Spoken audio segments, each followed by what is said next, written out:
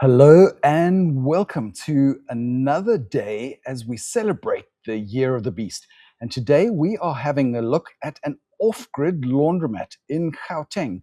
Incredible to see that at 5 o'clock while we record this, they're still producing 24 kilowatts of glorious solar power with a load in the laundry of 42 kilowatts.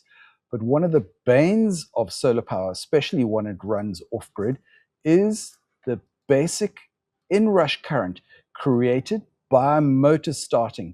And if we have a look at the loads here, you can see that in play. As these machines in the laundromat kick in, you are seeing huge spikes come through the machine. And here you can see that on this Beast 100, it had a 115 kilowatt spike. And the system just carried on running like nothing actually happened.